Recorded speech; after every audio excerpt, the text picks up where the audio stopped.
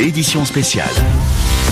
Édition spéciale présentée par Sylvie Berruet. Bonsoir Sylvie. Bonsoir Romain, bonsoir à tous. Ce jour du 23 décembre 2011 représente pour le peuple congolais l'aboutissement des 30 ans de lutte pour la démocratie et l'état de droit. Ensemble avec vous, nous allons construire un pays, notre pays, plus beau qu'avant. Et c'est la voix d'Étienne Tshisekedi. Il prête serment chez lui dans sa résidence de Limete. Officiellement, il vient d'arriver en deuxième position derrière l'actuel président Kabila, mais il conteste les chiffres officiels. Bonsoir à tous. Cette voix s'est tue donc ce soir. Étienne Tshisekedi, l'infatigable opposant congolais, est mort. Une édition consacrée à la disparition du chef historique de l'opposition RDC. Il s'est éteint à Bruxelles, il avait 84 ans. Sa vie incarne la lutte pour une alternance démocratique. Disparition. Bonsoir Sébastien Demet. Bonsoir Sylvie. Et on va revenir avec vous sur son parcours depuis le début. L'opposant, rappelons-le, est né en 1932 dans le Kasaï, on le disait, et dès l'indépendance, en 1960, Sébastien, il a accompagné l'ascension de Mobutu. Oui, en 1961, il participe au gouvernement transitoire comme commissaire adjoint à la justice. C'est un étudiant très doué et elle devient au passage le premier docteur en droit du Congo indépendant. Le Sphinx, donc comme on l'appelle, enchaîne ensuite les postes ministériels, intérieur, justice, plan. Il devient même premier secrétaire du MPR, le parti unique, puis député en 1970. Et 10 ans plus tard, c'est la rupture. Il dénonce la dérive dictatoriale de Mobutu et il se retrouve en prison. Et à sa sortie, en 1982, il fonde clandestinement, pas tout seul, l'UDPS. En 90, on passe à un régime de multipartisme, mais Étienne Tshisekedi décroche même le poste de Premier ministre. Une cohabitation délicate s'instaure. À l'époque, il déclarait sur RFI qu'il ne partagerait pas le pouvoir avec Mobutu. Écoutez, on est en septembre 91. Moi, je n'entends pas du tout que je partage ce pouvoir avec qui que ce soit ou qu'il y ait le moindre domaine réservé à qui que ce soit. Mon gouvernement va tout simplement ignorer l'existence de M. Mobutu là où il est pour n'être responsable que directement devant la nation. Et jusqu'en 1997, Étienne Tshisekedi dirige le gouvernement, et ce, à 4 reprises, mais il ne reste jamais à son poste plus de 3 mois, à cause, Sébastien, des tensions avec le pouvoir. Oui, après la chute de Mobutu, le Sphinx s'oppose rapidement à son successeur, Laurent Désiré Kabila, et refuse d'entrer dans son gouvernement. Nous affirmons partout, oui, nous allons tout faire pour que le peuple soit démocrate. Et on décide au nom du peuple exactement comme Mobutu le faisait. C'est évident que non seulement je ne reconnais pas ce gouvernement, pour moi il n'existe pas. Je profite de votre question pour demander à tout notre peuple de tout faire pour ignorer ce soi-disant gouvernement. Et même intransigeance, 6 ans plus tard avec le gouvernement de transition, et ce dès 2003. Intransigeance structurée au sein de l'UDPS, devenu mouvement d'opposition depuis 97. En 2006, Étienne Tshisekedi décide pourtant de s'engager dans les premières élections démocratiques. C'était au suffrage universel. L'UDPS, face à ses responsabilités devant Dieu et devant l'histoire, entend conduire le peuple congolais épris de paix et de changement à la victoire finale lors des prochaines élections. Mais quelques temps plus tard, Étienne Tshisekedi appelle finalement ses partisans au boycott. Selon lui, le scrutin est entaché d'irrégularités. En 2011, il participe cette fois à la présidentielle, mais le challenger du président sortant, Joseph Kabila, est défait. Il ne reconnaît pas les résultats et se déclare président élu. Je me considère dès aujourd'hui comme président élu et je vous remercie pour la confiance que vous m'avez toujours manifestée et je vous demande de rester calme pour faire face à la suite des événements quand je vous donnerai les mots d'ordre qu'il faudra.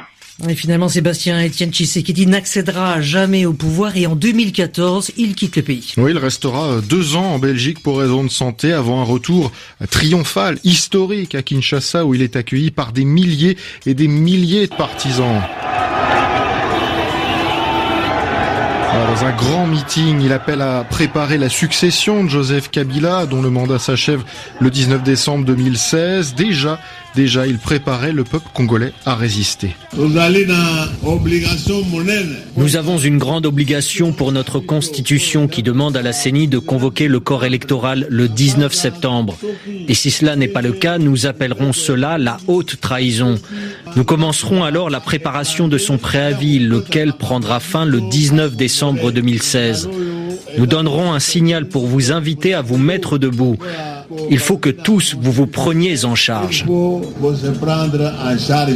Voilà, Sylvie Étienne Tshisekedi, combatif, comme à son habitude, mais rattrapé par la maladie. Il n'a pas pu mener son combat jusqu'au bout. Merci Sébastien Nemeth avec les archives sonores rassemblées par Vanadis.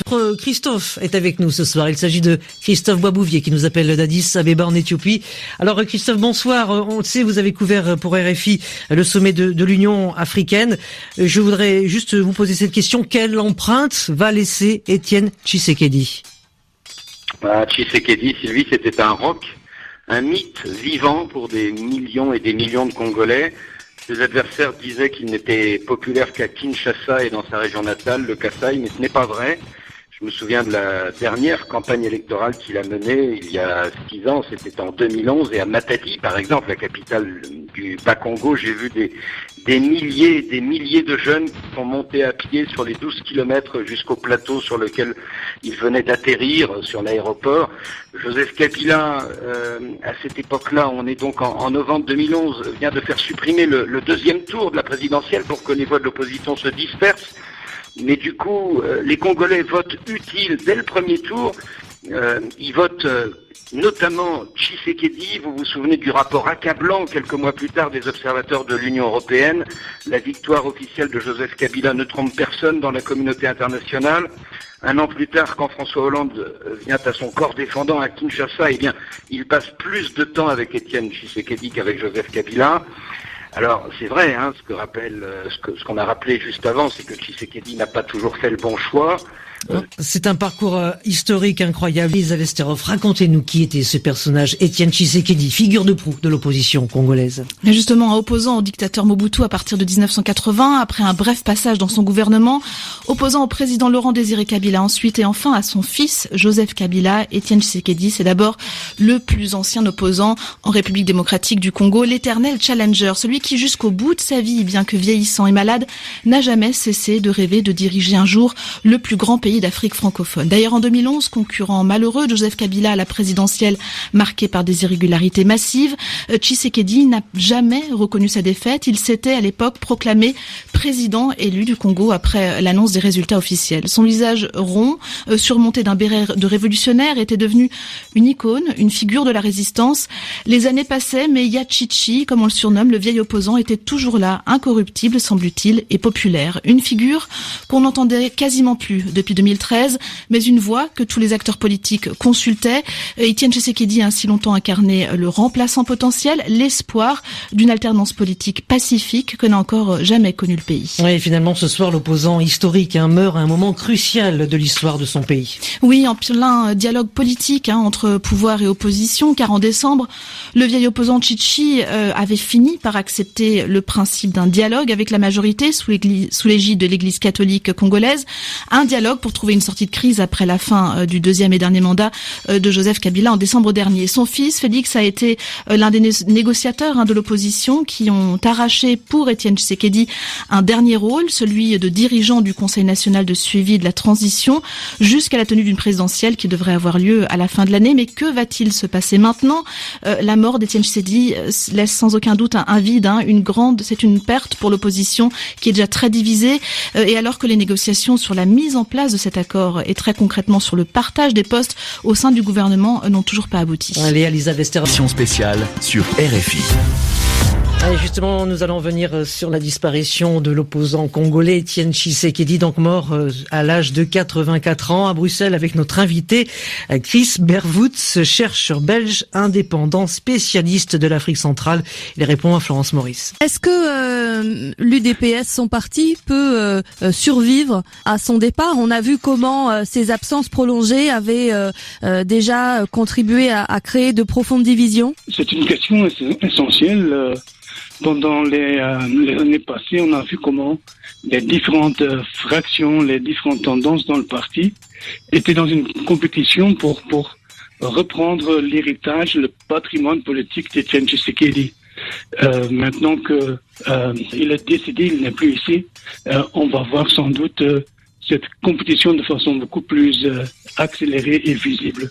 La popularité de l'UDPS, c'était sa popularité ou bien c'était aussi celle de son parti? Aussi, ça reste à voir. Moi, j'aurais tendance que le charisme de l'individu Etienne Tshisekedi a quand même beaucoup joué. Et donc, je crois que la situation de l'UDPS, à partir d'aujourd'hui, sera quand même très différente. Est-ce que son fils peut porter cet héritage à vos yeux? Le fils a sans aucun doute l'ambition de le faire. Est-ce qu'il va réussir? J'entends beaucoup de commentaires en coulisses comme s'il a quand même évolué beaucoup les derniers temps, qu'il a grandi politiquement. Mais est-ce qu'il est prêt? Est-ce qu'il a la taille, la carrure politique pour remplacer son père, pour vider l'espace laissé par un géant politique? Ça reste à voir. On a vu à plusieurs reprises, à chaque fois qu'il est rentré au pays, notamment son immense popularité. Comment se fait-il qu'il ait jamais, ou alors très peu, de très courte période, exercé le pouvoir finalement? Je pense que ça a à faire avec, disons, son incapacité de forger des alliances larges et durables. Je pense pour réussir dans la politique, pour prendre le pouvoir dans un pays comme le Congo, il faut non seulement avoir le charisme, mais aussi avoir la capacité de réunir quand même des forces assez antagonistes parfois. Il faut avoir un talent politique pour le faire, et je pense qu'à ce niveau-là, Etienne Tshisekedi a rencontré ses limites. À quel moment particulièrement ça s'est exprimé selon vous? À plusieurs moments, je pense que vers la fin du régime de Mobutu, si Etienne Tshisekedi aurait eu la capacité d'allier de façon beaucoup plus large les opposants de Mobutu, il aurait probablement pesé beaucoup plus sur l'histoire du Congo. Et en 2011 encore, on a vu comment Tshisekedi n'a pas pu capter entièrement le momentum anti-Kabila qui était certainement là.